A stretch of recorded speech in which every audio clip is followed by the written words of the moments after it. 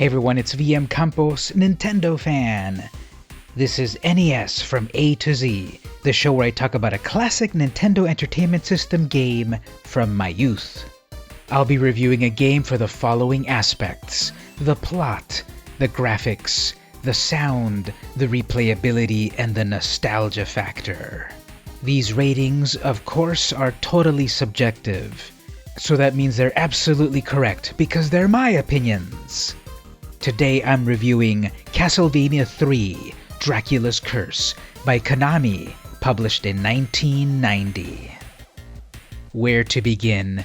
This is one of my most favorite games of all time. Spoiler alert, the nostalgia rating will be very high. But first let's begin with the plot. This was the third Castlevania game for the Nintendo Entertainment System. The plot follows the same idea. You're part of the Belmont family fighting Dracula. But wait a minute, you are Trevor Belmont, ancestor to Simon Belmont, who we played in Castlevania 1 and 2. We are back in the 1400s, back in the old country of Wallachia, and we have been tasked with eradicating Dracula. The cinematic opening is literally cinematic. You have this film playing, giving you various plot points early on, explaining what you're up to with a beautiful soundtrack playing. This music is just so beautiful. But we're not reviewing the music yet, we're reviewing the plot. The plot is amazing. You are a vampire hunter, you pick up various weapons. You start off with a basic leather whip, you upgrade it to, a chain whip and then a morning star, and you just get it even more powerful. You also pick up daggers and boomerangs, holy water. You have an amazing array of weapons to battle the undead armies. There are zombies, ghouls, hunchbacks, medusas, so many children of the night to kill on the way to defeating the boss of each particular level. Well, this being the third game, they pulled out all the stops. Not only as you're fighting as Trevor Belmont, you also recruit 3 spirits to help you along your quest. There is the dead pirate Grant Dynasty, who's able to scale walls and reach areas that Trevor never could. Or Sifa Belnades, a young sorceress who has poor physical attack power but powerful elemental magic. Her flame magic is one of my favorites.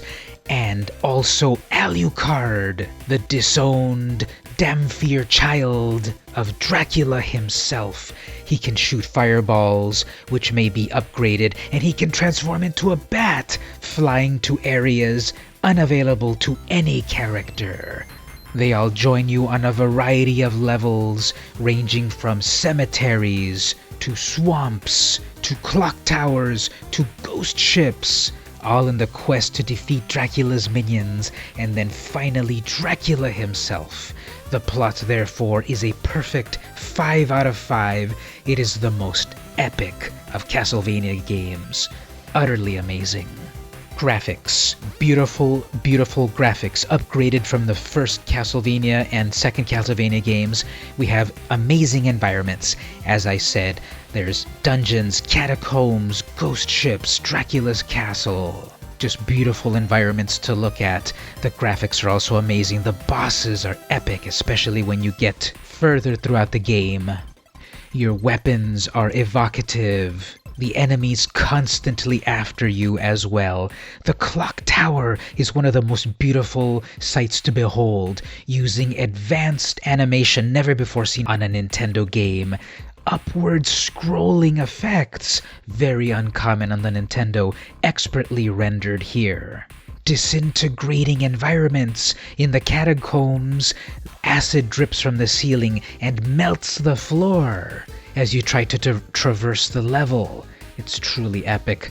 Graphics, utterly beautiful. 5 out of 5. As I said, the opening animation is something to behold, but even simple things like the very beginning where Trevor is praying at a cross, opens his cloak, and is ready to fight. Just beautiful. Graphics, 5 out of 5. Music, music, I'm going to cry. The music of Castlevania 3 is the most beautiful of any Nintendo soundtrack you will ever hear. It is hyperbolic to say this, I know, but I believe it in my soul. Some of the best music ever in this game. You really need to listen to the soundtrack. Check the description of this video. I have linked there the most beautiful 8-bit stereo version of the soundtrack. Props to WiiGuy. He has created a version of many classic Nintendo games with stereo separation and reverb and other effects that make the music stunning. So follow the link in the description, listen to this soundtrack, especially the Vampire Killer Redux. It is just utterly beautiful. But wait a minute, the original Japanese version, Akumajou Densetsu, is some of the best Japanese music ever because they used the VR6 sound chip, creating various channels that didn't exist in the Nintendo. It was not capable of producing. So the sound is actually deeper and richer and more complex in the Famicom version. Again, check the description. I've got a link there to it and listen to it. Compare one with the other. It is utterly gorgeous. Let's listen to first a cut from the game.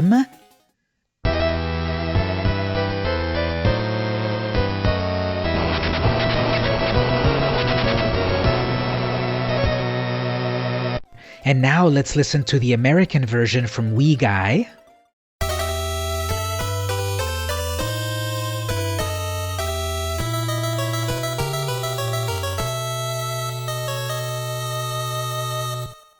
And now let's listen to the Famicom version as rendered by WiiGuy.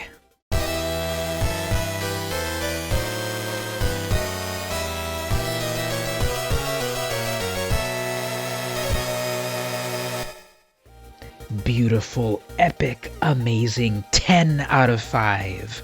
This is some of the best Nintendo music you will ever hear. Replayability. The fascinating thing about this game is that there are several different paths you can take. If you take, for example, Grant's path, you will fight through certain levels. If you take Sifa's path, there are other levels as well to go through. If you go through Alucard's way, the hardest, the longest way of all, you find other challenges. There are 3 ways to approach Dracula, the short, medium, or long route. Therefore, you'll come back again and again to play this game, to find every secret, to battle through every path. Replayability, a 15 out of 5. The nature of the game will keep you coming back again and again as the challenge beckons you every time. And the nostalgia. As I said at the beginning, this is an amazing game from my youth. I love it so much. Cutting to the chase, a 20 out of 5. It is the most amazing Castlevania game of my youth. Revolutionary. So many good feelings. The music playing, it still plays in my mind. I still play the music off of YouTube. Back in the day, I burned the soundtrack, the Japanese version, Akumajou Densetsu, onto a CD, and I played it in my car as I drove to college. The haunting music, the visuals, the story, the plot, it's all tremendous. Nostalgia is 20 out of 5. Breathe.